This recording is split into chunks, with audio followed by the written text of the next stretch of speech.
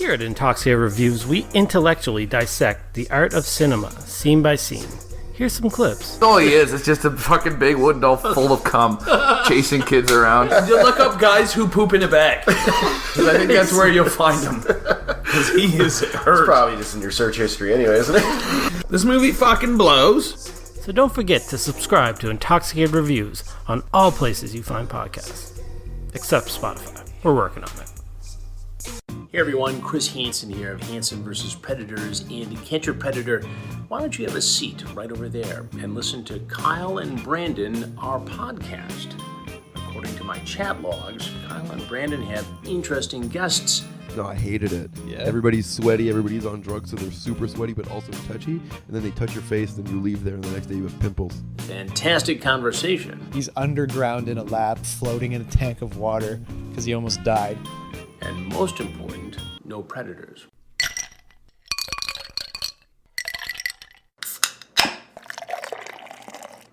Do not take product if you are hypersensitive.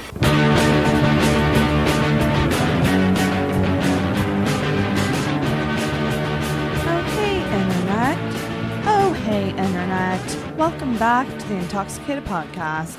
I'm your host, Sarah McClellan, and if you are brand new to this podcast, this is a comedy variety talk show where I shoot the shit with comedians, characters, and creators about the hilarious messiness of life.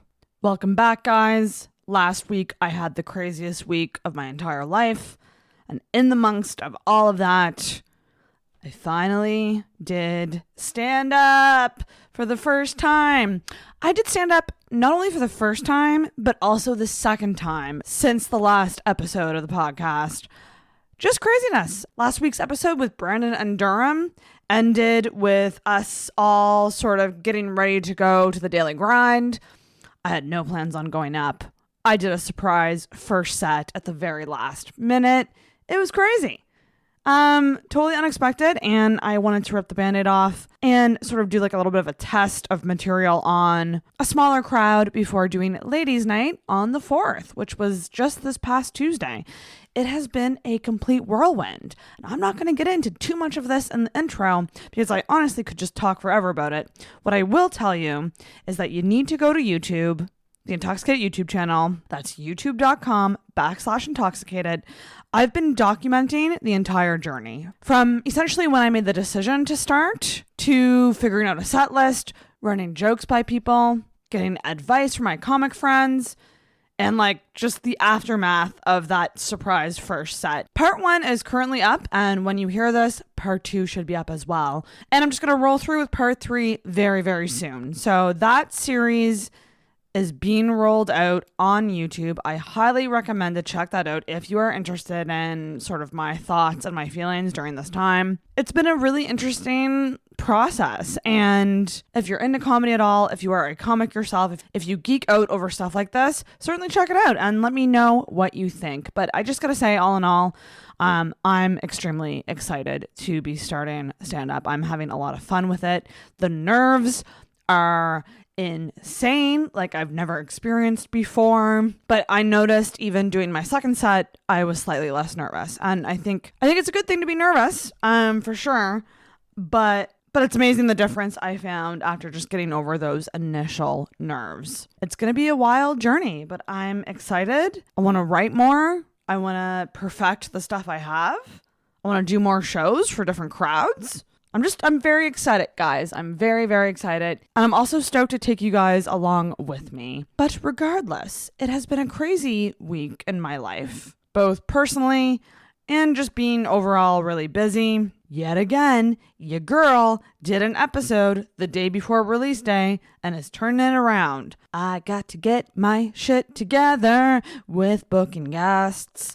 I'm admitting it here on the podcast that it is a flaw of mine currently. There's just a lot going on. Life is really intense. I hope to get my shit together very soon and just pop out like a shit ton of podcasts so I have a backlog again. But I mean, listen, I'm all about staying positive right now. And what I gotta say is a lot of podcasts are taking the summer off and I'm not. So I'm going to give myself a pat on the back for that, for sticking with this crazy thing. that has gotten me into another crazy thing that is stand-up. So anyways, guys, I got to record today with 2 returning guests. Vicki Welch is back on the podcast. She has done a solo episode on here, as well as an episode with Durham during lockdown over Zoom. She's a great gal pal of mine, and she's back on the show. And I'm also really stoked to have back on Tal Jewel. Now, the last time that Tal was on, she was going by Frost.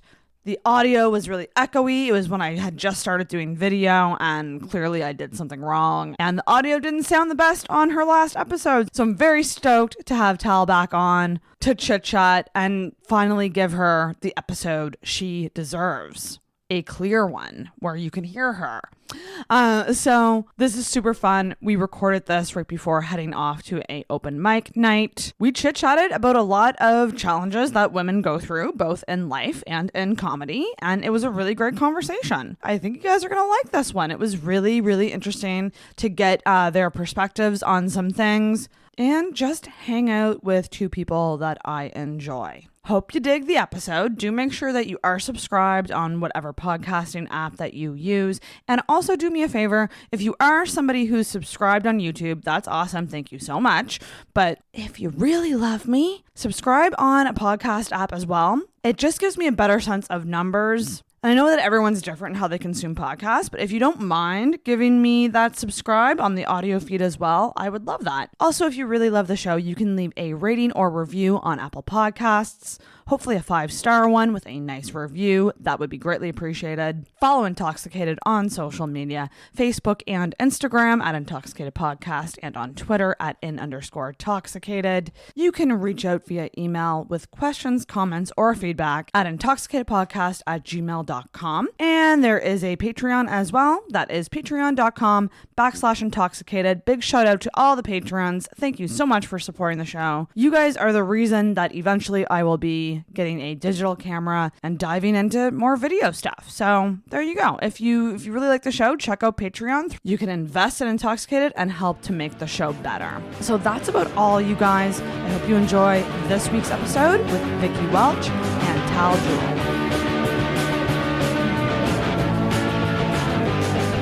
All right. I try to avoid talking about my job stand-up sets because it kind of brings me down. Do you think? Yeah, everybody just kind of wilts. They're like, I'm here to forget about work. That's right. Unless you don't have one, and then you can just add to the depressive, I'm unemployed and suicide. Yeah, that was like all last summer. That was like half my bits, and now I'm unemployed again. And yeah, you feel me. We're both not working. Semi-unemployed, and it's just yeah. Although I did have like a fun job, so it was good to talk about, like the whole candy store thing, like talking about all the little boys coming in to get their treats, and you gotta teach them how to have manners and shit. That's right. I mean, I think we gotta teach some grown men how to have manners too. Friggin' manners. Which sucks, because why do we have to do all the teaching? Why can't you just learn? Yep. Anyway, just airing my grievances already. Oh, yeah. I hate well-mannered men, though. It's hard to say. You know what? That's true too. Yeah. Oh, we'll get into this. If you're too well behaved, it's what are you hiding? What are you hiding? But also boring. Yeah. Well, they get offended because they think they asked nicely, so now you can't say no. If you say no, you're an asshole. Mm-hmm. Yeah. Mm-hmm. Then they just rage at you. Yeah, the nice guy. I'm a nice guy. Yeah. Yeah, girls are supposed to say yes to the nice guy. Yeah. They use friendship, and that's currency for sex, and it's just like. I dealt with a situation like that a couple of years ago, and it was legit scary. Like it was. We're gonna get it. I love how I just cold open these all the time. I gotta introduce my guest before I fucking go off on many rants. I'm very, very excited to be here with 2 lovely ladies. Vicki Welch is back. Hey. Welcome back, Vicki. You did an episode during quarantine. Yes. Yeah, but haven't been back on since then, I don't think. I don't know. I don't know my episodes anymore. This is like 173. Like at this point, like I think I'm allowed to forget. Yeah. Who's been on? Who hasn't? Over 100. And also Tal Jewel is here. Thanks, Sarah, for having me. And the last time you were on, your audio fucked up, so this is your redemption. It was very echoey on your episode. Remember last time? Yeah, it was. I mean, I feel like a different person because I'm using a different name. A different name. It's like I showed up as a caricature. Right? I know. I sometimes when I approach you, I almost go to say Frost, and then I just have to be like tall. Yeah, it's a thing. It is a thing. I hate causing people anxiety. Like I feel it this vibrant fuck, what's her name? Right. Can you explain the reason for the name change? The most recent. Or the multiple name changes? Well, it started because my dad named me a pun. Right. My last name's Jewel. And it was Crystal Jewel? Crystal. Right. Yeah. Mm-hmm. So I just grew up with, you should be famous. Did you know your name is Crystal Jewel? Was anyone like, you should be a jeweler? It would be great for business. That's the first time anybody's ever said that. Really? Wow. Can you imagine? I did jewelry back then, too. Did you really? Yeah. See, it's just not a fun name because it just diminishes everything that I do to it has to fit the pun. That's right. I'm a walking joke. So I was like, I'm not using this name anymore. I can't take it. It sounds fake. So I picked a faker sounding name just because I liked the question. Oh, that's an interesting name. Is that your birth name? And then I got tired of that. Do you find so question for you with the name changes, when you decide to change your name, you change it on social media, right? I did, yeah. And then do you find yourself acting different with different name changes, or are you just this is literally just a name change? No, I think it means a lot. Interesting. I think that I was really in a bad place when I was graduating high school and stuff. I had no personal sense of self, and changing my name to whatever I wanted was a sense of control. Respect me for that and call me that. That actually did help me get through that. And then changing it again was sort of to collaborate with my parents because they never liked calling me Frost. They thought it was weird. Interesting. I was trying to what do you call that? Emancipate myself from the family. That word, I was thinking about that word today. Emancipate? Okay. I have an admission to make. This is so silly and dumb. For the longest time, I did not know what that word meant. And I thought it had something to do with I thought it was a skin condition or something. Eczema? What's that when you find a stray dog? Emaciated. That's what it is. I got those two mixed up all the time. So skinny and you can see his bones and stuff. So whenever someone would say I was emancipated at 15 or whatever, I was just like, what happened to you? Go to a really dark place. Did your parents just let you out on the street for a long time and you just didn't eat? What's going on? Kind of. Yeah, that's my admission. Yeah. There's so many words that for the longest time I never knew what they meant and I was using them wrong. The other one was epitome. Oh yeah.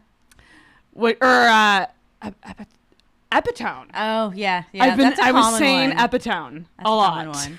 I'm weirdly obsessive about knowing all the words I use. So when I see something I don't really know, I have to look it up. Right. And then what drives me crazy is I do have I took English in school and read a lot, so I have an okay vocabulary. So I'll say something in a conversation and someone goes, "No, that's not the right word." Right. And tries to mansplain. I'm like, "No, that's a word. It really is." And they're like, "No, it's not." And I'm like, okay, I'm going to look it up, but if I look it up, I'm the asshole to be right. Right. It's just if you push it that far, it's here, you're wrong, but you're just but you are wrong, so what do I do? I don't have the grammar Nazi gene. I've realized this about myself. And in fact, if guys are grammar Nazis, I will not fuck them. Yeah. And there's a difference between people who are obsessed with correcting people. That's what it is. Yeah, where it's just I just don't want people to correct me when I'm right. It's one thing if it's out. I never want to see that. I just walk away. Yeah. And it's one thing if I put say a comedy poster up and there was a typo. Actually, yeah, tell me in that case because that's important, and like if it's a publication that like is out there, yes, I should know. But like if it's like a fucking Instagram story or something silly, fuck off. Yeah. Like, what are you doing? Like, a guy corrected me the other day saying, the link that you posted, the YouTube link that you wrote in your story, there was a forward slash, not a backslash, just so you know. And I was just like, you haven't had your dick sucked in years. Yeah. Truly. Like, like who would correct that out of all things? Most people would look at that link and go, oh, okay, I know how to write a link. Yeah. You know, like. I can figure it out from here. You know, Google will probably fix it on its own when you click on it. Like, so silly. Yeah. So very silly. But yeah, no, that's such a pet peeve of mine. But I just when I see mistakes, I just don't, I don't care. Like, I'll put it together myself. Yeah. Unless it's something important where it's like, just so you know that word is spelled wrong. But like, that's how you do it. You don't do it like, you spelled that wrong. Yeah. Like, now you're a dum-dum and everything you say is invalid and I don't like to correct people unless it's obviously like a thing like that. But like if I say like use the wrong your, I just want to like kill myself in public. I hate that. I do hate that. The wrong your, and I'm just like there's another one. Yeah, and I'm pretty on point, but if I get it wrong, I'm just like, well, fuck. God damn it. So embarrassing. Like, I would rather someone find like a titty picture that I didn't want out or something. Like, Then use the wrong your. That's funny. Should make a joke out of that. That's funny. I have a confession. Ooh. What's your confession? Are you a grammar Nazi? Not really, but I corrected Matt Ryan because the first ladies' night ever, he wrote the description and it said, ladies' night comedy, a full lineup of female comedians. And it just kind of bugged me because back then it was kind of like a new thing, and I didn't know if he was like trying to like lump us all together to get us off of the other shows. Like, there was part of me that was like, is that what's happening? Also, why is he really hammering on the fact that we're female comedians? One or the other. Are you a comedian? Who uses actress? Who has ever comedian? used? Yeah, that's right. Yeah. If you're a woman and you do acting, you're an actor. That's right. These days, yeah. That's right. Everything's more gender neutral. Yeah. All that, like, even like, it's supposed to say like male person or whatever. Right. And unless it's like an award show, in which case there are actor, actress like categories. It's just very formal. It is. I think. And he was super copacetic. Like, let me just I love that word, copacetic. That's a great word. Yeah. Do you know what it means? Wait,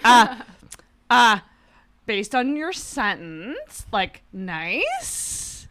Fair? Yeah, like reciprocate. Like, he took it in well, and he agreed. He said that's very redundant. I will change that. Also, this is something that's been on my mind lately, which is I literally have done 2 sets of stand-up so far, and I'm already like feeling that weird like pressure as a female comedian. Like, doing my stuff up there on ladies' night was the most terrifying experience of my life. Like, it was fun, but it was really terrifying. Like, right before you say the punch and you're like, oh dear God, just please understand that this is funny. Like, I literally called the audience boring at one point. Like, I was like, you guys are boring because you have love. Like, like that was my opener. Yeah. I was like, this is terrifying. I don't know how you guys do it all the time. It's so nerve-wracking. I find ladies' night like more terrifying than just doing regular shows too, because it's like I have so many female-centric jokes, and I'm working on like broadening it. But it's like, these are the people who I want to eventually maybe come see me and pay money someday. Yeah. So it's like these are the people I want to impress. That's like, what it is. I want the girls to know that we're just like, and that we kick ass, like every single one of us, and just like I put like all of my best material together, and like put a lot of pressure. Like it does huge contrast between, like, I find both of your sets were really empowering towards women, but like the contrast between the angle it comes from, like, you're just like, women are so sensitive, like, we're just like this a lot of the time, like, we're not any less valuable for it, but you gotta realize we're different. And then you're like, the puff puff. Yeah. Lead with it. You know what's funny though? Like, me and Vicki, we talked about it after ladies' night about like just the idea of like women joke about their own deaths a lot because death? Yeah. Like, I've noticed that. Like, a lot of women will make jokes about, like, their own death or, like, Getting being murdered yeah. or, like, stuff like that. It's, like, a common thread between a lot of It's something we think about constantly. I think that's why so many women are so obsessed with, like, true crime and police procedurals and all of that. Because we're the victims of that more than men, generally speaking. And it's just, like, you're watching them, and I'm just fascinated with criminals in general, but it's, like, okay, like, here's all the things, like, that you learn from watching SVU and stuff. It's, like, don't go down a path you don't know. Don't keep a super routine. Hold your key. Hold your key in your hand. Like, don't always go the same way home. Like, all this other stuff. Like, don't pay where you are. Like, and like, I guess it gets you a little neurotic, obviously, but like, you know, then you hear about like real cases that happen around here, and you're just like, that alehouse. I mean, I crack jokes about it, but the alehouse wheelie bin thing like really made me think about safety. Oh yeah, because like I go to that bar. Wasted sometimes, like that could have easily been me or any of my friends, because like that's what you do, you just go out to, and like that's the bar that we go to. Sometimes not so much anymore. It's and these people are charming, they're trusting, like you think you can trust them. It's scary. It's really fucking scary. They're the really polite ones. Yeah. The may I please buy you a drink, and milady. Yeah. Fedora. Like, that's not a question. I saw the question mark, but that's not a question. Yeah. I need to leave. Yeah. That's right. Key in hand. So like, I'm gonna tell a story just because it has to do with my first set. Were you there for my first set? Yeah, you were. Did you hear it? I was outside on the patio, but I saw you go up, and I was like, "Oh, this is happening." Yeah, totally not planned at all. And like it's gonna be. I'll probably talk about it in the intro to this episode, but like, it wasn't planned. I literally didn't have notes with me. I wasn't wearing what I wanted to wear. Like I legit was going to watch the show, and I showed up to like one spot being open, and I was like, it's only a couple days until ladies' night. What am I waiting for? Yeah. Why not just do it? And I pissed off a lot of friends by doing that because I had a lot of friends who went to come see my first set. But then that put a weird amount of pressure on me. And I was like, oh, here's this cool situation where like only my comic friends will hear me. And also there's a room full of strangers that aren't biased at all and won't like just laugh to laugh because they know me. And I was like, you know what? Fuck it. And but on the way there, so I was walking down Barrington Street, and this guy approached me. Like, he was standing outside of, is it Province House or Government House? That important house on Barrington Street.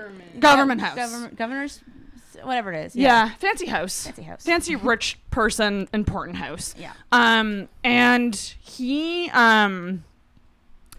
was, like, motioning to me to, like, come here.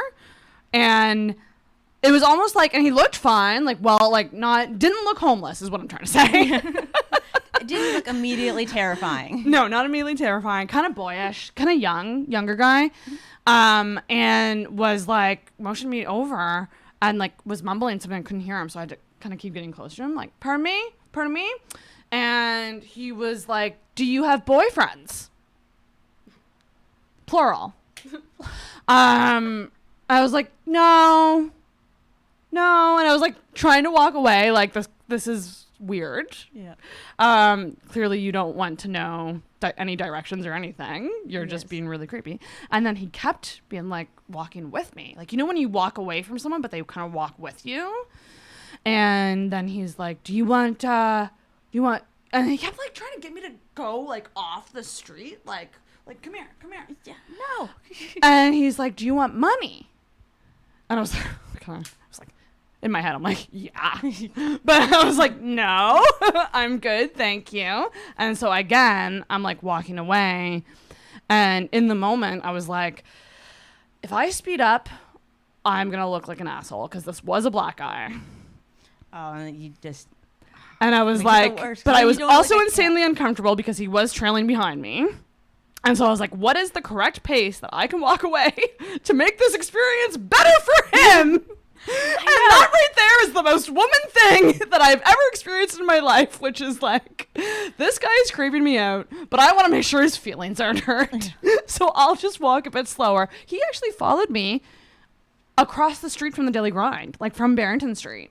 And so when I got to the Daily Grind that night, I was like frazzled. I was like, because I had like all this Instagram stalker stuff happen before that, this guy like harassing me on Instagram, like someone who I don't know, like I don't know who it is exactly. You've had a rough go. And so like it was a weird coincidence that like that happened and then this happened, and I just showed up really frazzled, and I was like with the guys like looking around being like, did he come in the bar? He didn't. The safest place was on stage. Yeah. Isn't that wild? Yeah, there's some distance between you and the public. Yeah. When you're on stage. So my adrenaline was like up here, and then I sit down and I make the decision to go up, and then my adrenaline is up here, and then my nerves are like in my stomach. It was just such a wild night because like there were so many feelings. But I actually went to the mall the next week, and the same guy was at the mall and came up to me again. Do you think he remembered you? He literally said, "Do you remember me?" It's just. And I was like, "This is really creepy." And then I had a moment of like, and I think it might have been you who suggested it on my Facebook status, like, did you report it or like tell a security guard? Yeah. And again, I had a moment of like, I don't want to be a Karen. Yeah. I was just like, well, you should at least report it so you get to talk to the hot security guards at the mall. That's very true. Just be like, walk around until you find the hottest one and then report it to him. And then it's like the idea of like you're reporting it, but you're trying to be as nice and like socially acceptable as possible. So you're just like, there's this guy, and like, I saw him a couple days ago, and he's back, and he's like approaching me, and like I don't know if he's approaching other women, but like no worries though, no worries. Like you don't have to do anything about it. Like I just picture like me as a woman like reporting it, trying to be nice, but also trying to be like, yeah, he might go up to other women too, so heads up. Yeah, heads up. This guy is at large, and because they will, they'll just keep doing it until. So creepy. What are the chances though? The mall and Barrington Street are very far apart. Yeah. But it's such a small That's city. Where the women are. You never. Yeah. Oh, he's on the prowl. But like, what are the chances that he would see me again? Like, it's just wild.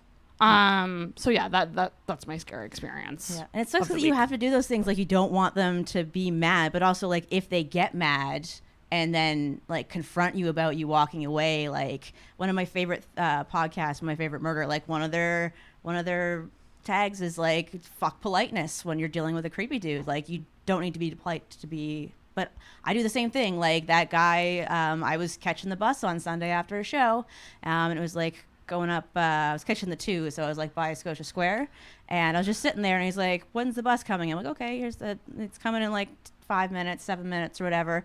And he's just like, "You have friend?" And his English wasn't great, but like I'm still just being polite because they see me. I'm like catnip for crazy people, and it's just That's like, right. "You have friend?" I'm like, "Yeah, I have friends." Yeah, it's good to sometimes not have friend and just be yourself. I was like, "You're trying to hit on me, but you don't know boyfriend and girlfriend and all that."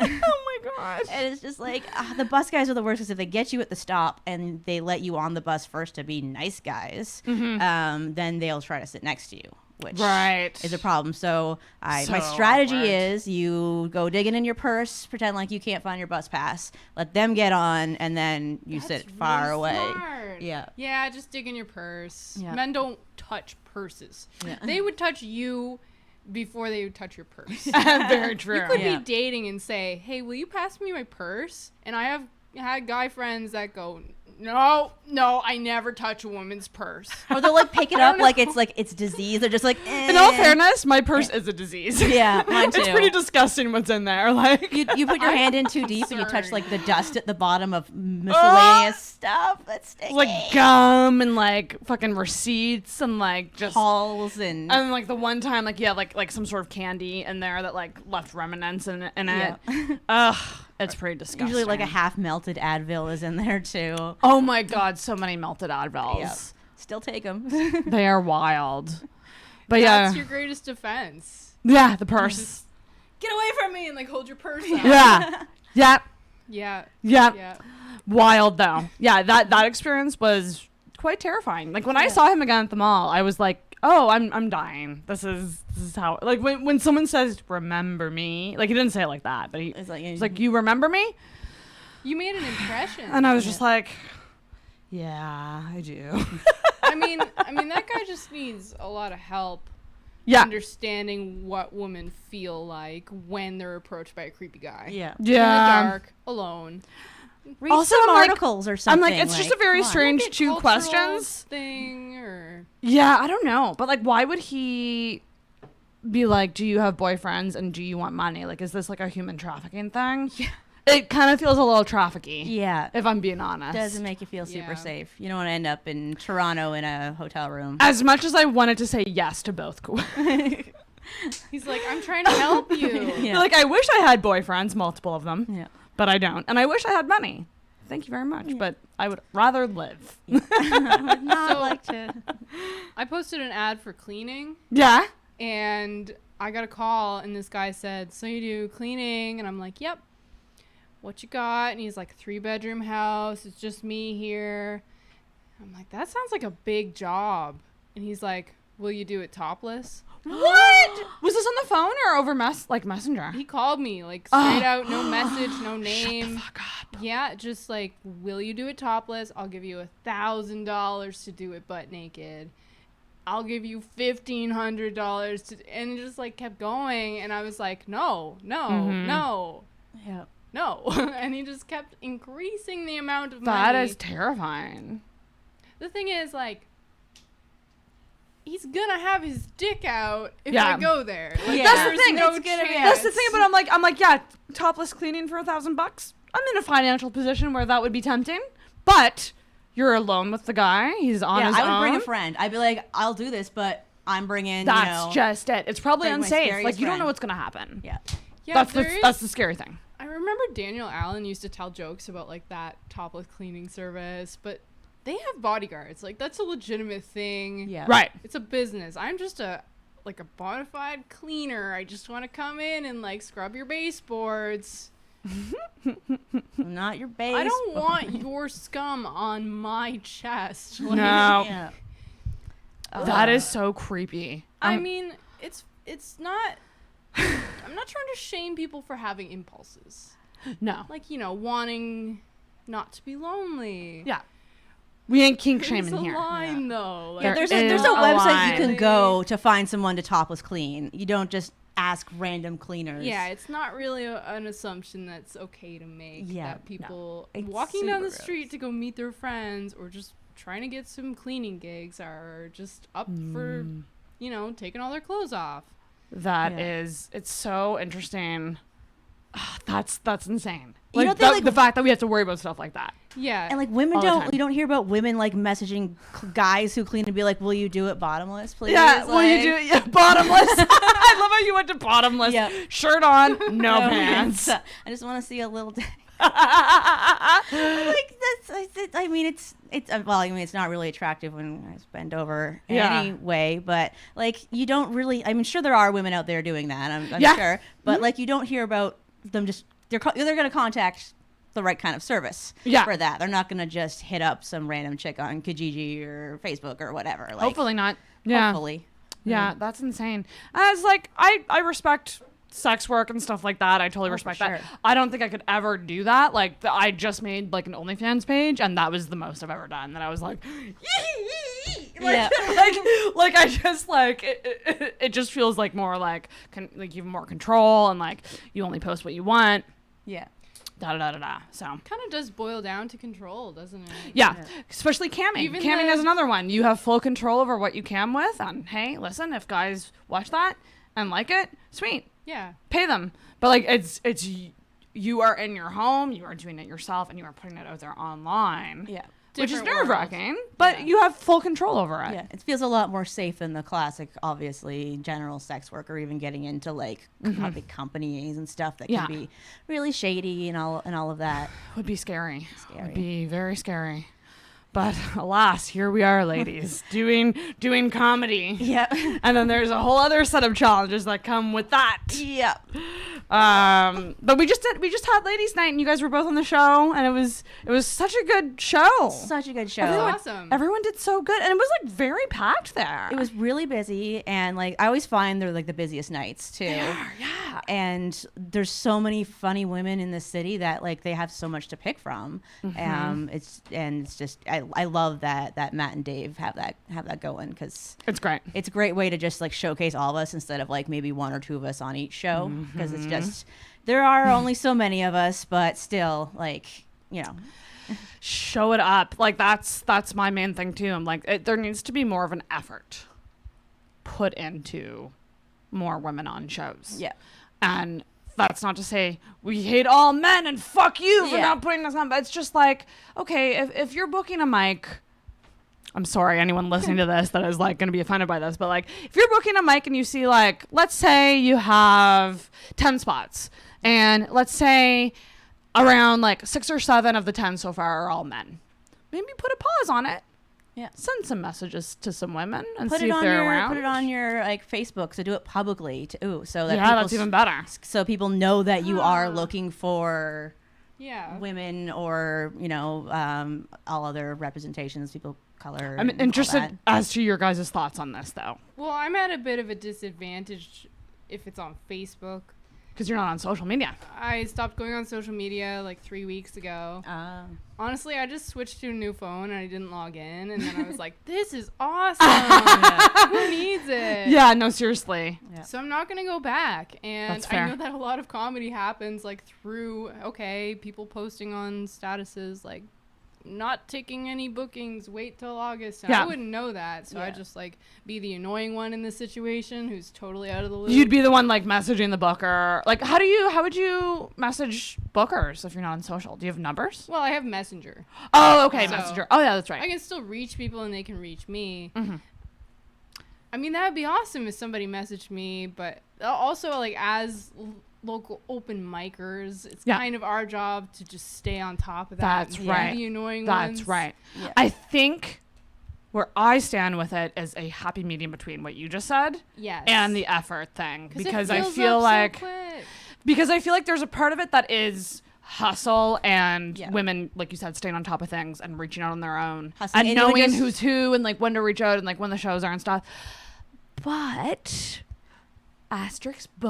there's another side of it, which is the audience, and most audiences, hopefully, don't like seeing all male lineups. Yeah. So there's a part that you need to stop and go, let's just try to get like 1 or 2 women on here. Yeah. And like let's not even go into like the diversity thing, because there's not enough diverse people in the scene either, and that's a whole other layer. Yeah. Like there's many layers here to like kind of the issues with shows and representation and stuff like that. But like from an audience perspective, you have to think about how the show's gonna look in their eyes when it's all men. And I've gone to those shows. You and I both have gone to those shows. Done them I guess not done, but done like where the audience there's like a lot, but like there's. What am I trying to say? Like you want to have a show because there's gonna be women in the audience, and you want to hope that like. Maybe they want to stand up themselves. Yeah, and like that's the sort of thing about showing that you're trying to find people that shows people who are newer that it's like you can reach out to these people, or that they're like it makes it more open. Because I mean you have to hustle, like that's it. Like, I spent the last year hustling my little booty off, like that's right, and like going to shows where I'm not on the lineup in case somebody cancels. That's and all that right, stuff. Yeah. And that's a huge part of it too, is just being there as an observer. Yeah. Because like that, because I think about it, I'm like, if I didn't know y'all, I wouldn't have never gotten into stand-up. Mm-hmm.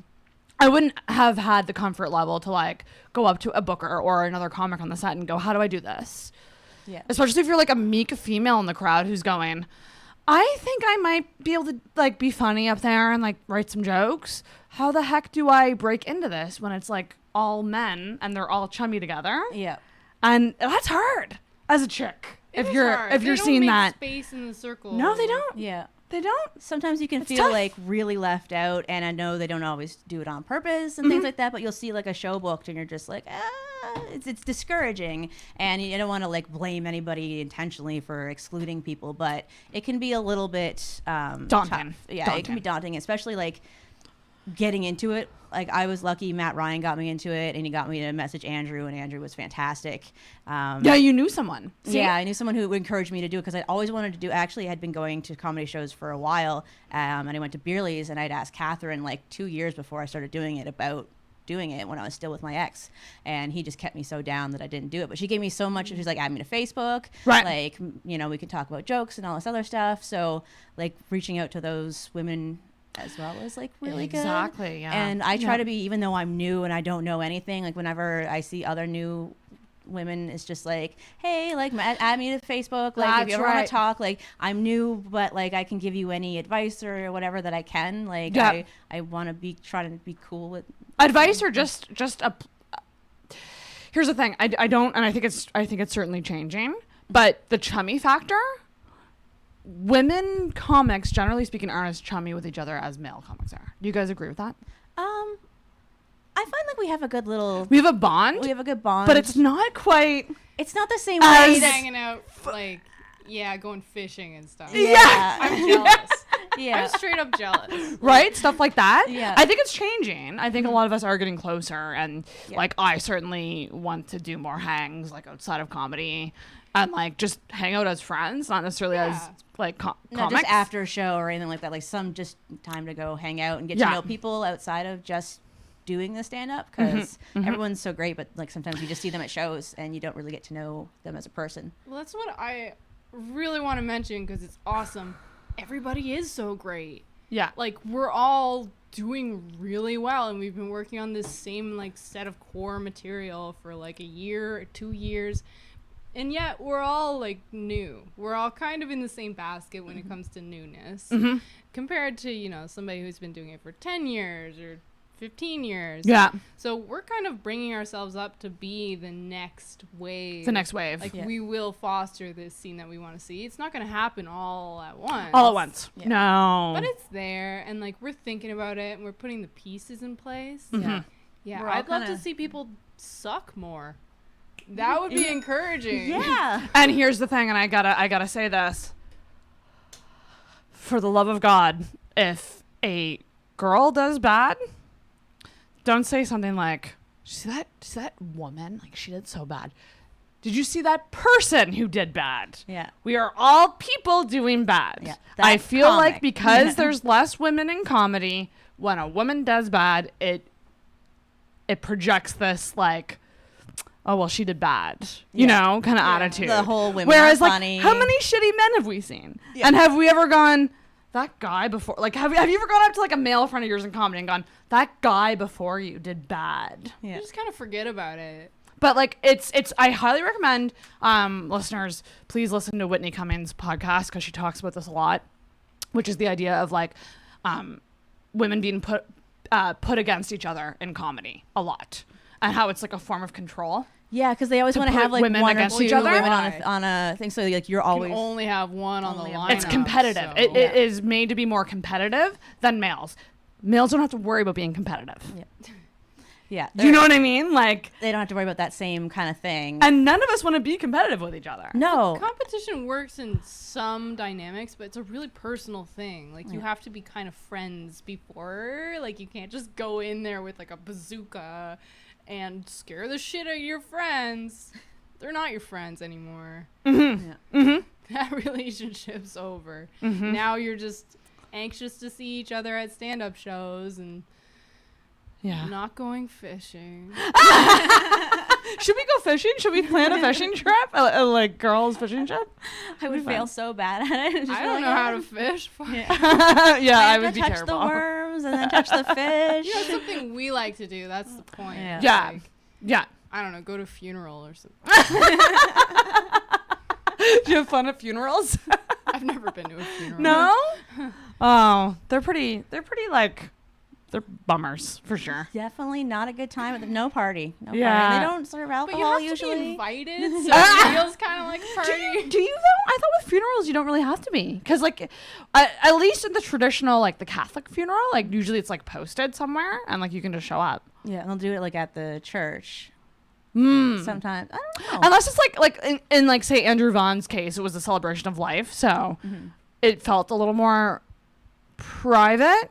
But I know with like, and I haven't been to a lot of funerals, but like I just always think of this, but like I've had friends' moms die, and like obituaries have gone out and been like in the obituary it'll say there will be a service at this church on this day. So I think you can just show up. You could just like even if you don't know the sneak in there, person. crash and get some Sammys. You should just start going to like other people's moms' funerals that you don't know, just to like learn about them. Like, don't talk to anybody. Just stand in the corner, like really quietly, and then when somebody approaches me, which they inevitably will, Yeah.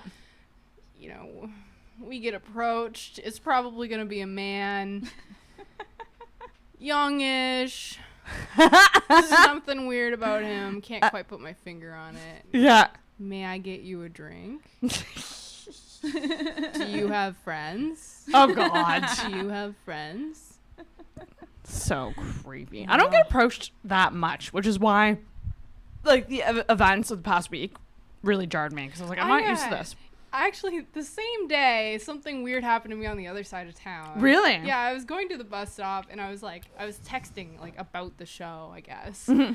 And a guy on a motorcycle, like a street bike, was on the sidewalk, and he had, like, a full-face helmet on. I just saw, like, his big blue eyes. He was, like, kind of, I would say he's probably well, he had that nice motorcycle. It's hard to say. I don't know. But he was like, "Excuse me, miss.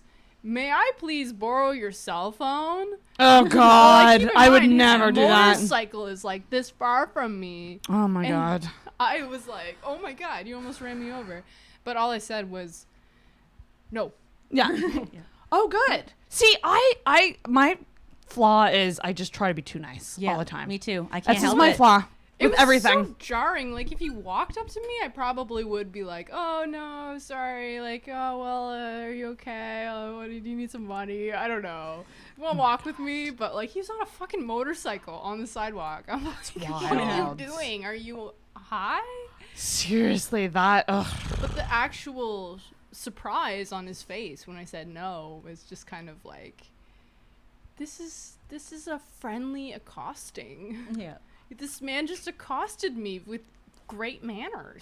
You were so kind about it. You were so kind about this harassment. Fuck, that's It seems wild. like they're just out in droves. Yeah, Since we've it's gotten like free with the lockdown. Like, so much more. Like, I don't know what it is. I also dyed my hair a crazy color, and that seems to attract them. Oh, interesting. Like, I always had like the bright red hair, which got some attention, but now that I've done two stupid things with my hair, like, people will stop and like grab you. I was going down to the Oasis to a show. Like, grab, like, stop and like not grab, but like try and grab your attention and just like be like, "Oh, what did you do to your hair?" And just like, thank you, like, appreciate it. Mm-hmm. But they're just like, they want to lock you down. But I was going down to the Oasis to a show, and a guy really drunk, you know, like the older Oasis regulars, like the ones who hang out at the bar usually. Like just kind of slightly sketch dudes. Yeah. It was one of those guys, and he stopped to talk about my hair. And I'm like trying to get down the show. Like, I'm running not really late, but like, you know, you want to get there early and get your like set ready and all that. And, oh God. Yeah. And then he like, I'm like, okay, well, I'm going down. And then he saw my watch, which is like a really cool old Timex watch. And he's like, "Oh, I love your watch. Come up here. I want, let me get your number." And I'm like, demanded my number. Not even, I want your number. He's like, "I want your number. Like, let me get," like, just so entitled. Ridiculous. Yeah, I was just like, I'm running late, so bye.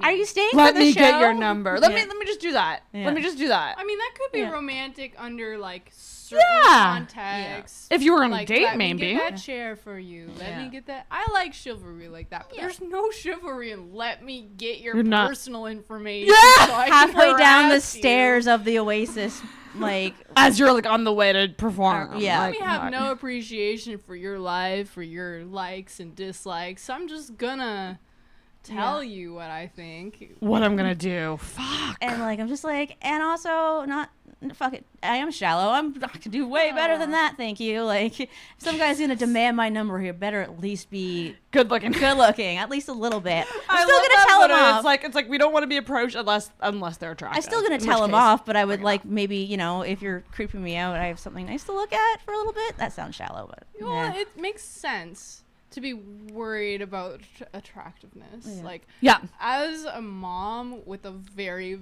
very cute kid, I've realized I get treated better. I get treated differently because my kid is so freaking adorable. Damn. Yeah, like there's other kids around and like people don't give them very much attention, but they see my kid and it's just like, aw.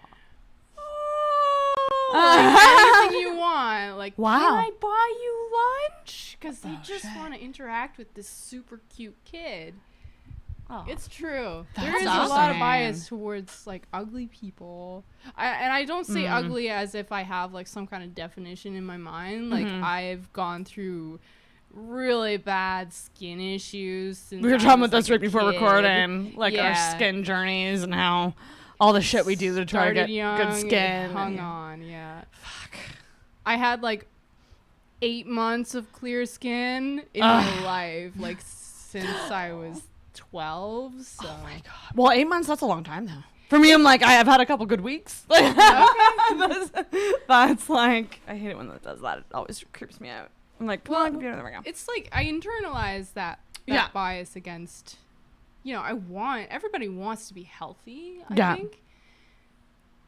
But the fear of being rejected because you're not it's attractive enough. It's terrifying. And then being on stage and like adding that layer in is Oh my god, it's a whole other layer. I didn't even realize this. Like, hadn't even thought about that whole layer of starting stand up of like people are taking pictures of you or like boomerangs and stuff like that. And it's like, I want those boomerangs and pictures, but like, oh god, not all of them are going to be flattering. And like, that's a whole, like Vicky's takes a lot of pictures of people. And I think you're good at it at this point. Like, you know what makes a good stand up picture. I try to never take, like, I never post bad pictures. And I just take a lot of them.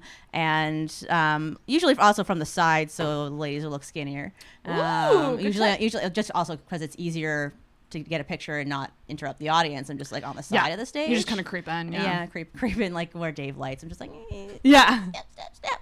But just like the whole, I probably spend almost as much time thinking about what I'm gonna wear and getting like ready as I do like writing my jokes. Ask you guys about that because Frost, you and I were in the bathroom before Ladies' Night.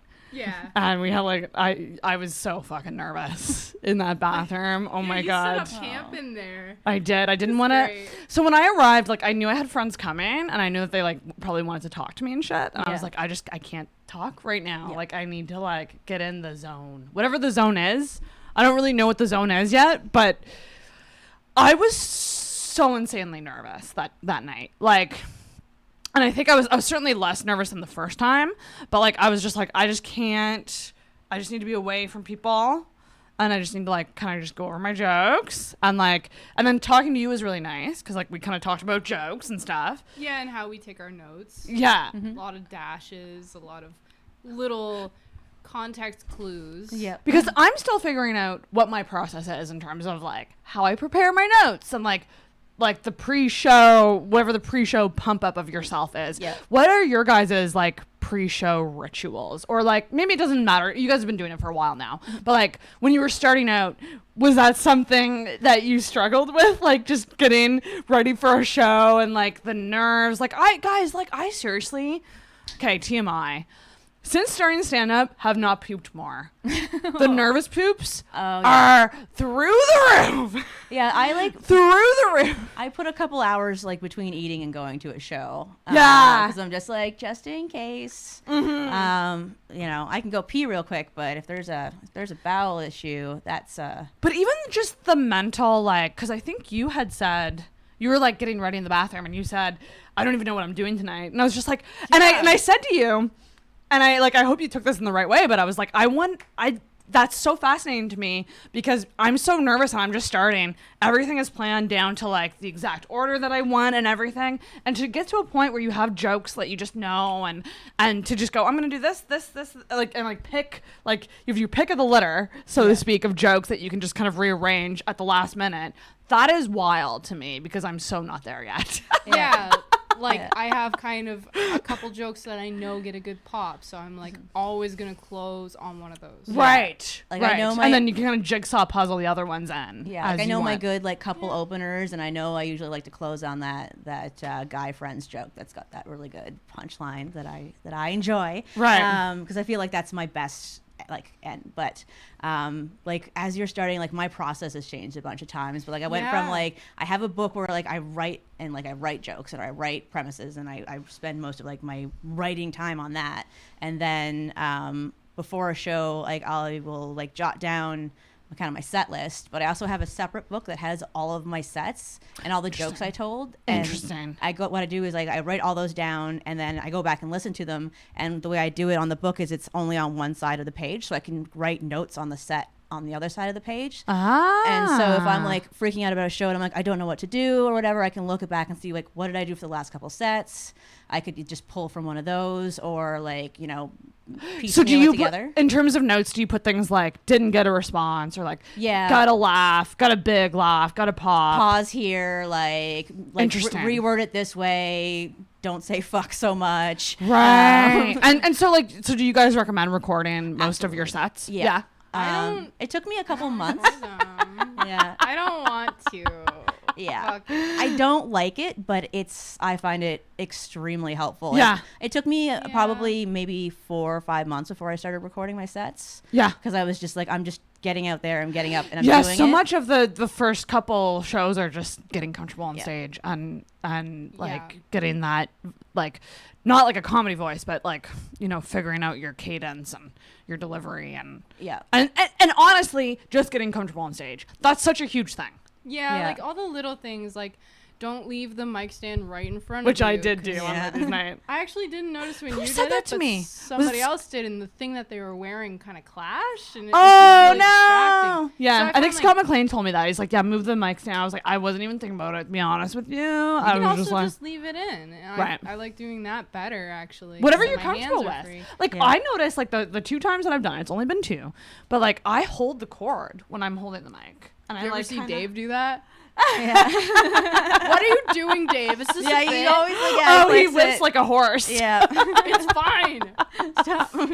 Just needs to drag it. He covers the whole stage too. Oh yeah, I'm a walker too. Yeah, I'm a arm flailer, because whenever I'm asking, people are like, can you get a pic of me? And they're like, you flail too much. And I'm just like, oh, really? You move, stop moving. I'm like, no, take a better picture. That's right. The one that I really want to record, though, is actually that 5-minute daily grind, because it's exclusively new material. So I don't necessarily have the rhythm in my head, and I tell it in front of that great room, that great audience, and I'm like, yeah, that really worked. And then I look at my notes, and it's just like bare bones. Right. Because I wrote it like walking there. Also, too, it's so hard. And I think the other thing about recording sets is like, it's so hard to remember yourself what went well and what didn't.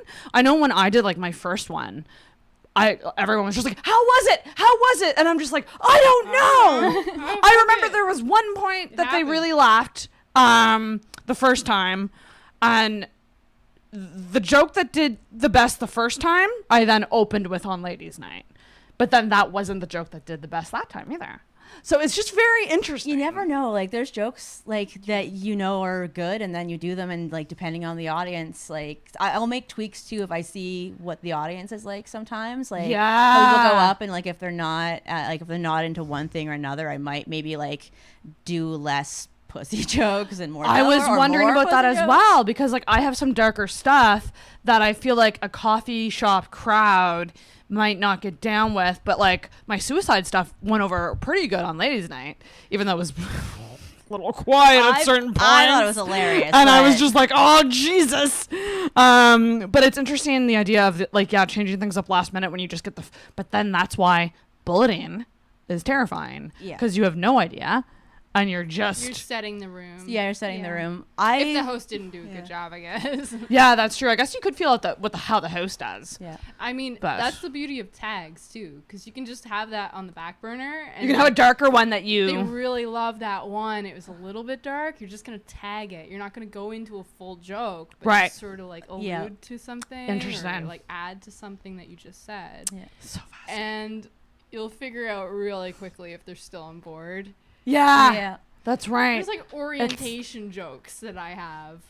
Like, okay, what kind of people are you? Can I make the older people and the younger people and the men and the women and everybody else all laugh at the same time? Like, that's my That goal. is the challenge. Yeah. And that's so challenging. I almost don't want to make the comics laugh in the back of the room. When I hear all the comics explode in laughter at something I said, somebody back there just said something funny. Like, it's not me. I don't agree at all. I think if they're laughing, it means like they appreciate it from a comedic standpoint what you did. There's that, but if they're laughing and the audience isn't laughing, then like, what's going on there? Well, I take that to be like the comics knew what you were trying to do because they're also comics. And so they probably caught something that the audience didn't catch. Yeah, so I guess sometimes it's a funny concept, but the joke needs restructuring. Like, you could map it out differently. You could actually approach it from a completely different standpoint. Like, there's the anatomy of the body is sometimes really funny. Right. Like, just saying, like, well, my hands felt like watermelons. Yeah. Like, that's a funny thing. It's funny Everybody's imagery. thinking about their hands being watermelons. Yeah. It's wild. It's so interesting.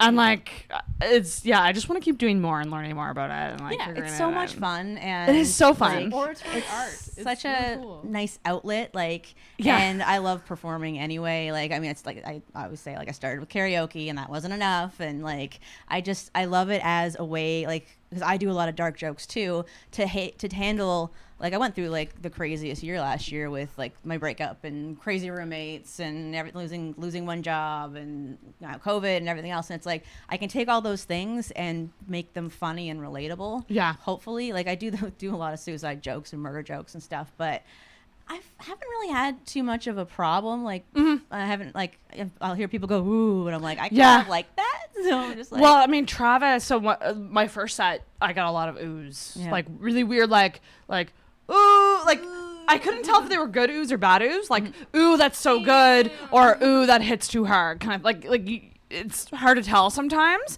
But Travis said if they're oohing, sometimes that's a laugh that just hasn't come out because they're not comfortable with the laugh. Yeah. It's a sound that they're making because it does resonate with them, but it's just not quite a laugh yet. Yeah. Which is a good way to look at it.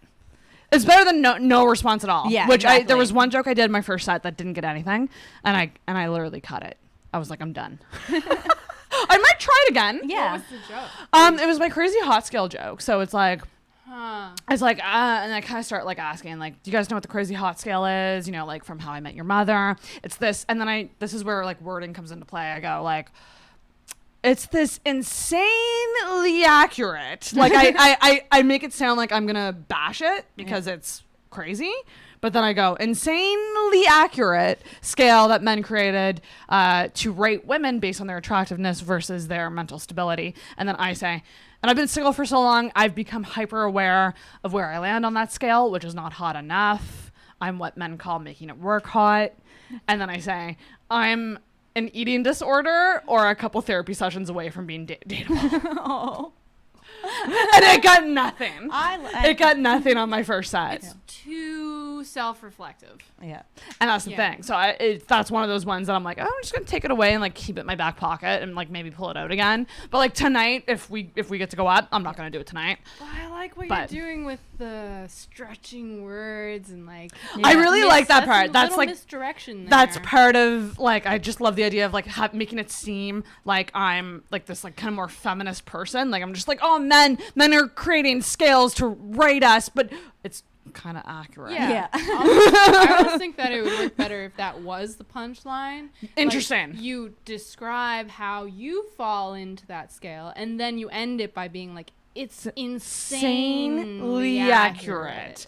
Interesting. I'm going to take that advice. Thank you. That's actually really good advice. It's got, my mom used to say about like furniture on the side of the road, like, it's got good bones. It got good bones. Yeah. And the thing is too, and I got to remember too that like bigger, like obviously like rooms that are with more people, you're going to have more of a chance for those jokes to hit. Like ladies' night, I was quite proud of how I did on ladies' night. Oh, you should absolutely. Like I was like, I hear laughter, that's a good thing. Yeah. Like I heard more laughter than non-laughter. And I took that, I was like, okay, sweet. But then I also have to remember, this isn't a coffee shop room with 2 tables of strangers. This is like way more people. So it's way more chances for those jokes to hit with people. And so it's what's really going to be interesting for me is like doing these smaller rooms, like, and figuring out like, okay. Yeah. And when like you have how does this? We have the bigger room too, like sorry, I'm a dick. Let's all apologize to each other for talking over. What sorry, I don't know, but sorry, I don't know. Go ahead. So sorry, no, you go. No, you go. I don't know. Oh, you go. Oh, I Vicki. Don't know. I don't know, but sorry. What were you gonna say, Tal? People have like complimented me in conversation. Like this has nothing to do with stand up, but they've told me they appreciate my silences. Yes, I was gonna say this about your stuff because I especially noticed it on Ladies' Night. And it's kind of similar to, it's a weird comparison, but it reminds me a bit of Albert's comedy where sometimes Albert will say something and it's just this moment of like, let it, think about it, and then a laugh. And it's kind of similar with your stuff too. But you also like, you have this like presence on stage where physically you're doing things that are making people think about it. And then it hits and people laugh. And it's so interesting to me. I love it. Yeah, Albert actually filmed your set and my set. Yours too? Nice. Yeah. I mean, he just set up like next to me and he was like, "You want me to film yours?" And I was like, "Okay." But it wasn't like, I'm such a professionally minded comedian, I'm gonna get somebody to film this. But I'm so grateful that he asked, because like people were telling me all night and like the next day too, they were like, "You did really good." Yeah. Because you pausing, like that shows confidence to pause. Yeah. Because I think something like some people are like scared of silence. I am, for sure. Like that was my biggest struggle, and I still do like talk so fast and have to learn like shut up now. Like I've gotten some good advice about like talking over my jokes because I get nervous. Even though they're laughing, I've not given them time to laugh because I'm just like, Like, is the joke over yet? Yeah. Can I laugh now? Yeah. That's also, a challenge. Makes me think though, what's the other side of that? Like, how fast can you talk? Can you just do a whole set where you're like, you're not gonna get a single word of this and just like launch? Wow. I would get that a lot. Like people are like, you're doing 20 minutes worth of material in 5. Like stop. You need to slow down. As a bit though. Like, that would be funny. I think that that would be funny because I can't talk that fast. I fuck up. Yeah, let's all see the how many time. jokes comics can do in 5 minutes. Yeah. And then have a prize for the person who gets through the most jokes. Yeah. It'd be like those like when they like rate rappers about how like fast they can rap. It'd be like that with comedy. With comedy, it was definitely an insecurity of mine going into it too, because I was like, I think I have too many jokes here. Like I started at I think 11 jokes, with 5 to 7 minutes, and some of my jokes are longer, and I was so paranoid about time, and I still am. Yeah, that's one of my things right now. I'm always, I got better at it, but going over is always like so stressful. It is stressful, but like too, it's like it happens. Like it's gonna happen. Yeah. And you just gotta learn from it. Well, if you're 30 seconds over. Yeah. That's not that bad. No. Yeah. I'm really happy with the scene right now. Like it's got pressures, but just enough to keep you motivated in the right direction. Mm-hmm. Mm-hmm. And as like stuff opens up again more and we get some of the other mics back, I think that's going to be really good, because it's like there's only a couple places to go a week now, when it was like you could do almost every night. Yeah, and the other thing too is like I got to give a massive shout out to people who are starting just like shows and starting mics, because essentially what's happening here is there's mics that aren't opening for whatever reason, and people aren't going to wait. And there's a lot of self-starting happening here, which is so fantastic. There might even be something happening online. Like, people are kind of worried that the lockdown's going to happen, like, round 2. And so this guy was coming around collecting names, and he was like, "You want to do something online? Like a Zoom show kind of thing? Or do you want money?" Something online. Boyfriends. Yeah. Boyfriends. I talked to Vicki over the lockdown, but I haven't talked to you. How was your lockdown quarantine? Oh, God.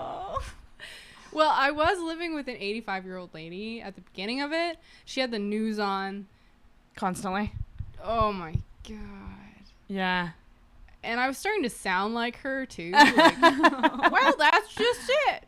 That's the thing. Well, you know. And it was just like the news being so repetitive. I was starting to like actually go stir crazy. And yeah. I was like, I need to move out. She's not letting me have any kind of social Was life. Was she the type of, I'm just going to say roommate, even though that seems weird to say. Well, yeah, she was technically roommate. Was she the type of roommate that gave you lots of space? Like let you, like, or did she like insist that you hang out all the time? Oh no, we didn't hang out. Oh, like, good. It was a really routine, like, comfy situation.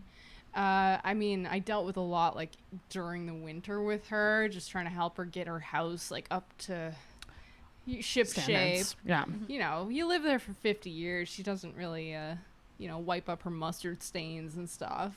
Oh, God. So it was I felt like I could contribute that way. And then I moved in with a young guy I was seeing. And then by the end of the pandemic, we had broken up. I don't know if I should say this publicly, but like some people got used. Like, oh, I could get a better apartment if we team up. Absolutely. And I don't want to be alone. Especially newer couples that are like in that phase of like, we like each other enough to not want to not see each other for 4 months, but maybe we're not quite ready either, but fuck it. Like, that's better than being alone, because it truly would be, I think. It was great for about 2 weeks. And then we were done unpacking and all that. And it was just kind of like, I had all the stress that you would associate with the lockdown. Whereas his life was just like peachy. Like he was just like, he had no, was he still working and stuff? He actually got a full-time job. During the lockdown? Yeah. Oh, man. So his school ended and then he got a full-time job. So he just shifted like seamlessly. Whereas I was like, when am I going to see my kid again? It was just so much. So much, yeah. Like, fiscally and logistically, it was perfect, but like the boundary thing was weird, and like he eventually just sort of said like, having the bedroom's not enough. You need to move out. And I was doing everything as like a good girlfriend would do. Like, you need space, I'll give you space. You want to hang out, we'll sing some songs. Like, I was doing it, but it was just like, I guess he doesn't see me that way anymore. Well, so I moved out into another older lady's house. So it's kind of the same different one. Yeah, but this one, she's way more hip and with it. Oh. Yeah, hip and with it. Swinging her hip into my bedroom to turn off my light. Sorry, it cost you 6 cents today in electricity. And one of those people. As far as roommates go, that's like a huge no. Like, you don't go in somebody's room. No. To live there. No. And after all that stuff with like my ex, like slowly corralling me to the futon, I'm like, oh my God, no, like, I pay for a room. Just let me have that. Yeah. Sure. That's your personal space. No one should go in there. I've never even seen inside the room since my roommate moved in like a year ago. Really? I've like peeked in, kind of like walks by, but like he's always in his room with the door closed usually, and comes out and stuff, and like pretty chill, quiet roommate. Like, we're both very chill people, and we both hustle a lot, like, because he works in the Navy and bounces, so he's always out and about. And now he's gone for 3 weeks on a boat, so I got the place to myself. Oh, that's pretty bitchin'. But I'm also like, I kind of miss having somebody around. Yeah. Like, he'll come out, like, he parks in his room, and I have like my little area in the living room, and he'll come out and cook, and we'll talk while he cooks. And I'm like, what are you playing right now? What are you playing? What are you watching? Like, just chit chat or whatever. Right. And then just separate ways. One thing about the breakup, though, it sucks, and I'm sorry you went through that, especially during like such a stressful, shitty time in general. At least now you know, like, that person was never meant for you anyway. If you couldn't at least adapt or communicate boundaries appropriately, they weren't the one for you. You deserve better. Yeah. I mean, there's a big age difference between like a 22-year-old girl and a 22-year-old boy. Yeah. Yes. I don't know how that happened. It's just nature, like, fucking with our heads. But we're the superior when sex. I was 22, I was like, okay, there's some things I got to change about myself. I need to communicate differently. I need to be in therapy. I need to do this. Yeah. And I educated myself. Mm-hmm. Life's all about learning, getting to know yourself. And I felt like maybe I was becoming an obstacle to his, growth. Yeah. Quotes. I know, but that's just like the womanly stance to take. Of it's course. Like, you're breaking up with me, and I still feel like it's my fault that you're not doing. And you're like, let me help you. Let me help you through this. Like, that's what I do all the time. I will try to help people. Like, it's a big issue. I definitely wanted to move in. Like, the pandemic was a great excuse to be like, hey, we should look for a place. But I gave that up as soon as I figured out, like, he wasn't into it. And then he found out his building was getting ripped down. Oh. So came back around and said, actually, now that it's convenient for me, right? It's like, actually, I can gain out of this. I'm sure you didn't consciously think that, but when you're really young, sometimes it just doesn't have. You don't think about all of the, like, there's so many things that, like, I see now that even, like, some, like, the younger guys are talking about. I'm just like, oh, Bubba. You poor thing. You'll learn. You don't even know. How do you guys get over people? What are your getting over people tips? It was way too easy, actually. I like forgot he existed the next day. Like, that's really so horrible because I really, really, really wanted it to work, but it was just the feeling of constantly second guessing myself. Oh, that's no good. That I couldn't live with anymore. So as soon as he expressed like any kind of like, I'm not really sure this is gonna work, I was just like, okay, cool, sweet, all right, yeah. I don't have to worry about that anymore. I'd rather be. That's kind of good in a way, though. It's good that you weren't like. It's good that it wasn't a one-sided breakup. That's true. Yeah, it was a little more mutual. Friends, just someone had to make the move. Yeah, this is a small town. You see people around. Maybe not in your case. But I haven't seen hide nor hair. Nothing. Like, oh, good. I've heard no news. Nothing from mutual friends. And it's like, I mean, I was so relieved by the end of it. Like, it was a really crummy breakup, but like the way I see.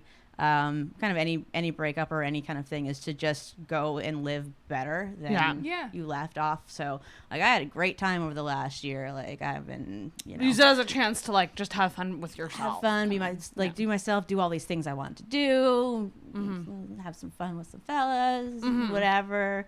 But like I notice now that I'm like in a relationship, the baggage that I'm still carrying, like you don't realize it until you start to like care about somebody, that it's like, oh, here's all these things that are not normal that I got used to over the 15 years, that it's like, why am I being difficult about this thing or that thing? And it's like, oh, right, I have this crazy baggage. Like I have this crazy thing about money, like making sure, because my ex made me feel really bad because I wasn't working for a while or I wasn't making as much money as him a bunch of the time. So he was always like pressuring me to make sure we always split meals and all this stuff, and like everything was even. Like he would buy something and I would buy something, but like he got so obsessive about it that it makes me crazy that if I don't offer to pay for a meal all the time, like You're just conditioned to do that. I'm conditioned to feel like I'm a mooch. Ugh. Which, I try to be as like super fair and like, all that, it all comes around and all that kind of stuff, but it's made me like just so crazy. I'm just like, let me buy something. Like even when Chum's trying to do something nice for me, I'm just like, are you sure you want to spend this much? Do you want to go to like a place that's got like $2 signs on the reviews or just $1 sign? Like, it's just like, I feel guilty. But the right person will ride out those insecurities with you, like they'll understand where you're coming from. They'll know how the past like impacted that. And like that's the good thing about it. But totally, that it's hard to get over those types of things. It's like there's just all of this, and that's so many years of like baggage, right? Of like just of one relationship. So like you're trying to get used to being in a relationship with somebody else, because I'd had 1-2 short relationships before that, so like really short, couple months in university, so like they weren't real anything. So. They weren't 15 years, Jesus Christ. I mean, but it's a long time to be with somebody. It was so long. I feel like I'm just like wasted so much of my time. I could have been doing comedy for like 5 years, because like for so much longer and all that kind of stuff. But I think this the whole like breakup is just go and like be better, so that if he finds you on social media or sees you or whatever, you're just like, I'm out here freaking killing it. I'm happy, whatever. I've had satisfying sex for the first time in 15 years. There you go. Like, Jesus Christ. I would kind of like him to know that I do comedy, and for him to know that I've read that. Do you think he knows? I have no idea. Okay, there's no way he can't know. Here's another question I was going to ask you guys. Jokes about, and I don't know, your stuff is kind of personal, but not overly. Would you say your comedy? I think I mask it. Yeah. A little more. Like, whereas you and I were really personal with our stuff. Open book. What so when you write a joke about a specific person, and let's say that there's like comedic specifics in this situation, and it's in the joke, do you ever get like scared that they're gonna show up at a show? Yes, that happened to me. That happened to me once. Is I wrote a joke about a friend who was really drunk, and we were out smoking out front of the Oasis one night, and this guy was loaded, just absolutely loaded. I knew him from karaoke or whatever, and we were talking to a transgender girl, and like she was obviously going for girl, like she had the outfit on and everything. She had a little bit of a deeper voice, but like. Going for it. So just chatting, and then he like kind of leans in and he goes, "Are you a girl? Are you a boy?" Oh. And then I'm just like, kill me. Like this is like office level cringe. Like I'm just like, please, just let me leave my body right now. And then she said like, I'm a girl, and then he doubled down and went, "Oh, because your voice is real deep." Oh no! And so I told a joke about it because I thought it was hilarious, but I painted it like.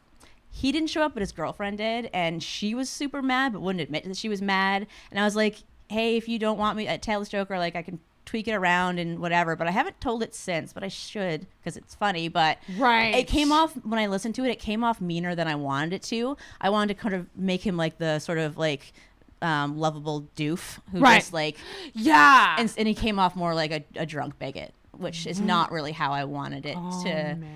But it was a whole thing, and like she was upset, and like another friend was like, "Oh, she's upset, so you should go talk to her." And I'm like, "Okay," so I go talk to her. She's like, "Oh no, I'm not upset," and I'm just like, "Oh, okay." It's like, what the fuck do I do? What's the right thing to do? Ugh. That's a good point, though. You need to evaluate if people are talkable. Yeah. Like if they're actually open to it, because a lot of the time you would want them to be, they're actually not. Yeah. And you're just gonna get yourself in more trouble. Yeah. I try to take something that happened and make it more fictional as well. That one was like, it was pretty early on in my stand-up. It was probably like almost a year ago now.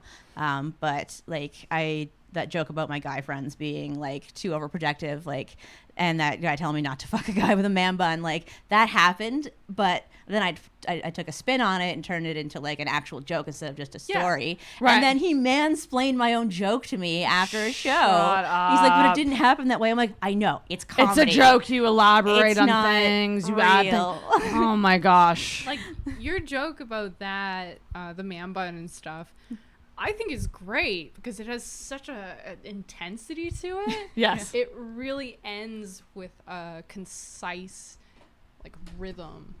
Oh, it's got a pretty good. It's one of my favorite jokes. I think that one and like the puff puss, right? And the cat scaring the guys away with cats are like probably like my three best bits. Favorite. I try not to get gossipy though, like, cause I tell a lot of jokes about my. Actually, there's a lot of jokes that I want to tell, and I have them all written out, but I just can't because I'm worried about this issue of like talking about people, because they're actually about my dad, and just like how we grew up and how I hated certain things about like the way I was raised. And right. That's the stuff family that I feel stuff like might hurt people. Yeah. Now, what are the chances that your family would ever like? Does your family come out to see you? Well, I guess I have like almost this rebellious streak where I had the first opportunity to tell jokes on a televised program. I chose those jokes about my family and about my dad, knowing that they would love to show the rest of my family. Oh my gosh. Like, this is mortally embarrassing. I'm just going to do the worst thing I could possibly do and tell the most disgusting jokes about my family. And I think that's just my, like, paradoxical intention sometimes. Interesting. Yeah. I don't recommend it. I scare myself. I have a joke about my parents that's in the works, and it's pretty damn dark. And, like, yeah, it's one of those things where I'm like, I don't think my parents would ever come to a show, but, like, I have sisters in the city that, like, might eventually come out. Who knows? They'll say, I liked your set. I didn't get that one, but I liked your set. Yeah. You're like, that's fine. It's just a fascinating thing. And like my, okay, another quick story because we're at the end, but like I have jokes about fucking a firefighter who I've been fucking since 2013. He's like my fuck buddy. So I recently met a girl who has the same fuck buddy as me, that firefighter. And she was at the show on Ladies Night. And I told her beforehand, I said, I have jokes about him in the set. Maybe don't tell him, please. And she like really enjoyed them, like probably more than other people in the crowd, because she's like, oh, okay, I get this. Like, he's a big slut. So it was just really funny. That was a situation where I think it actually helped me tell that joke because I knew, well, there's like, it's a shared experience. Yeah. Like someone in the crowd has my shared experience. Yeah. But if he was there, Jesus Christ, I don't know what I would do. Like, yeah, that would have like derailed your whole like thing. I guess you just make the decision if you know beforehand if someone's there to either do it or not do it, and that's part of comedy is making those like decisions on the spot almost, which is wild. Yeah, it's joking about real people can be tough, and especially like you were talking about like your parents. Like I'm trying to like. My dad will never probably see my stuff. I'm like, it's not you, Dad. You probably don't want to listen to this, but my mom is really supportive and like always listens to the podcast, and she's popped into the live streams and stuff. Right. Oh, that's really cool. So like, and like I love my mom, but we've had a contentious relationship back and forth. You know. Yeah. Moms and daughters. Mommy issues. Yeah. We all got them. But I don't want to like. I want to tell like more like the funnier type jokes about like my childhood without it being like this is what you did wrong. Yeah, more like just like funny stuff. Yeah, like how much I think I told it at the Canon shoe shop about it was a new one that I did about like how my parents basically kept me a virgin very, very, very cleverly growing up because they put me in all girls school and my hobbies were horseback riding and band, and I'm like that's like kind of like a that's a fun thing. And your mom asked you if you were a lesbian. Yeah, I was a lesbian. That's really funny. Which is like that was the funniest thing that ever happened. She had me in the car and she was just like, if you're gay, you can tell me, and I'm like. No, I'm not really anything. I don't have time. I don't, I'm in a private school. I have horses take up all my time, all that. I'm like, when do I have time to, and I meet a guy anyway, like, and she's like, all your friends are girls. You don't really know any guys. It's like, why do you think that is? Yeah. I live in rural Ontario. I go to a school with 80 girls. Like, that's it. And like, right. But I was like, you can tell me. I'm like, okay, I will. If I hear out I'm gay, I'll probably tell you. I'll tell you. Or if I'm just, we had a lot of like gay until graduation girls too. Oh, interesting. A couple, yeah. The other thing is like, how do you tell people in your life, I kind of don't want you to see my comedy? Like, how do you actually say that to someone? When we did our first podcast. Yeah, how? Like, I don't know. I was like, I shared it and everything, and I was like, if you're family, I get real dark and real blue and real like, you may not want to listen to this. If you do, you can't judge me. Like, I think I had just kind of that sort of caveat. Yeah. Yeah. Cause we talked about a ton of stuff that first time. I think for me, it's just people in my life need to realize this is a hobby to me. Like, I spend a lot of time. Yeah, like obsessively trying to learn more and like cultivate my act and whatever. But it's a hobby, and it's not this big thing. Yeah, it's not like you're. It may or may not lead anywhere. Right. So they don't have to come and check it out. They like to. They get a show out of it.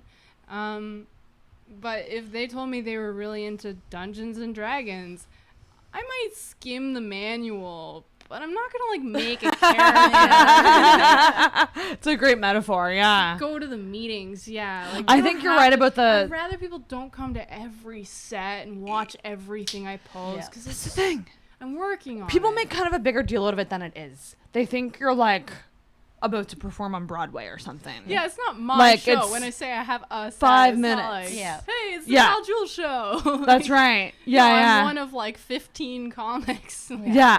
Wild. Yeah, no, that's wild. Oh, I man, try to like pick the ones that are worth going to. Like I'm like Ladies Night is the one. Like if you're gonna see me in the next month, come to Ladies Night. Yeah. Or come see me at like somewhere else that's different. Or like if I'm just. If there's something good going on, or like your live show that you did, right? Something more special, kind of thing. I try and encourage people to go to those. Or if I have like a yuck set or something, or I'm on like something that's not an open mic, then I'm like, come to this. Right? Yeah, the open mics are like hard to explain to people who don't understand. Yeah. I was trying to think if I actually have any jokes about specific people in a story format. Yeah. And I just remembered. You guys remember last year that guy at Yuck Yucks? He sat right in the front row with like his nipple showing. I don't know. Yeah, like, he was like a real skater dude, and he had like his nipple just like. I didn't know this guy. Oh my god! So I think Ian Black was hosting. He started calling him Nipples, So it was like a running joke, and then it turns out this guy had come specifically to see me do stand-up. Just I had like mentioned it. Weird. And so I'm standing on stage and I'm like, oh, nipples. And then I'm telling jokes about, and I've since used him for more like. Oh, wow.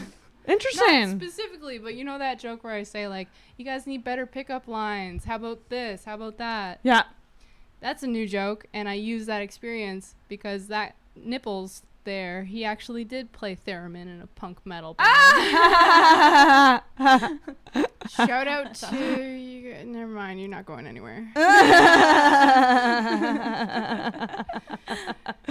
High concept. Right. I love it. Oh my gosh. Yeah. Well, okay, we're going to wrap it up, but I have 3 more quick questions to ask both of you. This is how we're going to end the episodes going forward. So each of you tell me one thing you love about yourself, one thing you don't love about yourself, and if you can think of an unpopular opinion. About anything. Can be silly, deep, something that you think that is like going against the popular vote, so to speak. Okay. If you can think of one. I know I'm putting you on the spot. But like one thing you really like about yourself and one thing you don't like. We just start crying. All right, yeah. We're like, one thing we love about ourselves. What? Yeah. I kind of like my personal self-confidence for the most part. Like I try to be like a really friendly, upbeat person, and that like attracts people to me. For sure. So I like that about myself most of the time. Yeah. With the creepy guys. Yeah. But I find like I feel comfortable being myself a Oh lot yeah, more. Like for sure. dressing how I want, doing stupid shit to my hair, telling whatever jokes I, like, genuineness. Yeah, I try to be like I try to like maintain like a certain genuine honesty about myself, and I like that. Like I can't even like accidentally you too. step on Yeah, her. no, that's a good one. I don't know. It's a good one. Yeah. Thing I like. Ooh. I like that I can be by myself and not be bored. Oh, that's a really good quality. That's a good one. Because that's not the case for everybody, and it's. Yeah, I hate being bored. And yeah, same. My mom would like have her feet up and play solitaire and just be like, well, why don't you do your homework? Or what? Yeah. Like, fuck that. Yeah. So I just, picked up a guitar and draw and read and stuff. You're okay I'm with never being bored. solitary. Yeah. So to I speak. like Yeah, that. that's I like that about me. That's. Are you Pisces? I'm a Pisces moon. Oh, that's right. Yeah, we I'm talked a about this before. Sagittarius with a Pisces moon. That's so interesting. That's Very where all the contrasting. art stuff comes from. Yeah, it's fascinating. Yeah. Okay, things we don't like about yourself. Things you don't like. Okay. And we're gonna caveat this by saying this is like something you're working on. So it's not like you're not gonna sit and like that you don't like this, but maybe just something about yourself that like you're not a fan of that you want to be better at or something. I would say I'm really conflict averse to the point where like it hurts myself. Right. Like I don't know how to handle confrontation or like disagreements because I just end up like freaking people, not really freaking, but just like cutting people off. Right. Or dealing with like that kind of like any kind of like negative emotion. I'm not good at handling that. Like when people are angry and all that, I'm such a people pleaser that I think it's like the people pleasing thing is probably the thing that I also kind of don't like is that like I want to help people to a point, but it's to a point that it's unhealthy. Right. Like I gave a homeless man my lighter one day because he was like, he asked me for a cigarette and I said, I don't have a cigarette. He's like, well, do you have a light? And I'm like, yeah, I do have a lighter. And then he's like, can I have it? And I'm just like, yeah, okay. I was like running for the bus. I'm just like, now I don't have a lighter. Like that's something I want to work on. Like we were talking about with the creeps, like being more assertive. Be more assertive and it's that assertiveness. And in general, like even like trying to hunt down spots, sometimes I can feel like not like I'm bugging people. Right. That you gotta be willing to be the annoying kid. Yeah, the squeaky wheel. Yeah. Thank you. Thank you for speaking. Yeah. I don't like that I have to pee like 8 times every day.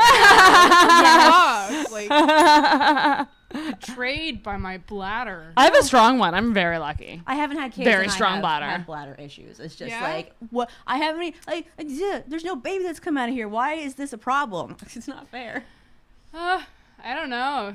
It's just like, I even tried to like dehydrate myself on purpose. Oh my God. It didn't When I work. go to the movies and Still have stuff, to pee. yeah, I won't drink because I'm like, I'm going to miss the movie if I have a drink because at some point I'm going to have to pee in the next 2 hours. I hate that. It's an acidity thing. Yeah. Isn't it weird if I drink like coffee or pop or something? It's just like the acid irritates the lining, and it's just like, oh, I have to pee like in like a lot. There was something I learned recently was that orange juice can make you have to like it can give you almost like a urinary tract infection feeling if you like drink it on an empty stomach or just with urinary problems. Because I was getting ready to go to a show and I had like a sandwich and some orange juice and I'm like, why do I feel burny? That's not a feeling I've ever felt. And apparently it's something that can you just have to pee constantly the whole time, like until it's like out of your system. Holy smokes! Okay, it was crazy. Don't drink so OJ. yeah, do not drink OJ. Oh my God! I don't drink OJ. Yeah. I would burn if I citrus anywhere near me, just like on a table over there. I just sunburn instantly. Oh shit! Jeez. What about unpopular opinions? Do you guys have anything? Well, that's my unpopular opinion. Don't touch oranges. Citrus. Fuck oranges. Nowhere in my life should citrus. Well, it's a little dated, but all through the pandemic and everything, like the Tiger King. Yeah. All the guys who called Carol Baskins crazy and that she killed her husband. First of all, I don't think she killed her husband. Oh shit! Hot take. I don't think she killed her husband. And if she did, definitely didn't feed him to the tigers because that's stupid. Have you watched any Forensic Files ever? But I think that I think it's actually really sexist the way that Carol Baskins comes off as a crazy person. Yeah. Because it's like you've got meth tiger shooting guy, you've got the guy with the sex cult, you've got the creepy dude who wants the nanny he can fuck, and it's like all these shitty men and she has crazy eyes. She legitimately acts like a crazy person, sure. but you can tell that she is like an abuse victim. Yeah. Like her first husband abused the crap out of her. And then she married this guy when he had like a gun and said like, you can hold the gun on me. And then you went to a hotel with them. Like her affect is off because she's been kind of like and like it is very sexist to make extremely sexist. One nonprofit like the villain, which was crazy because let's be honest, they're all animal abusers. So and at least like they didn't really highlight that Carol, they're equally shitty, all of them, but people did certainly put it way more on her, and they didn't really highlight like she learned like one of the reasons her husband wanted to leave her before she killed him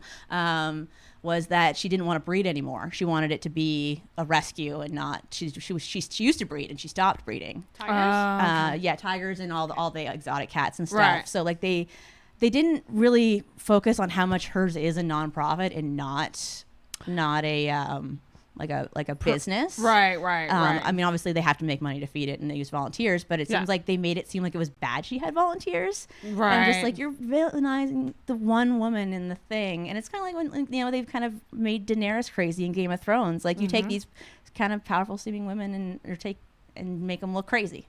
And it's just that's not cool. Burning inside. They drank orange juice. Yeah. Well, ladies, we've come to the end. Me and Vicki are going to try to get our butts to an open mic. Yep. But I want to thank you both for coming on. Such last minute, too. Thank you for squeezing me into your day. Always. Oh, it's a pleasure, Sarah. Yeah. Thank you so much for having me. This was really fun. It was a really good conversation, and thank you for coming on. And I know you're not on socials, but Vicki, you are. Yes. Instagram at Miss Vicki, Vicki Welch, Welch. I post stuff there sometimes, and although I've been like taking a little bit of social media break with it all being crazy. Yeah. It's nuts. Just like take a couple days off sometimes. Yeah, for sure. But keep an eye open for these ladies. Definitely check them out if you're ever at a show and they're on the lineup. Do not go to the bathroom. Do not go for a smoke. Stick around for their set and fucking listen because they got some good stuff. So, thank you guys so much for coming on, and you guys get to ring the bell. So ring that bell.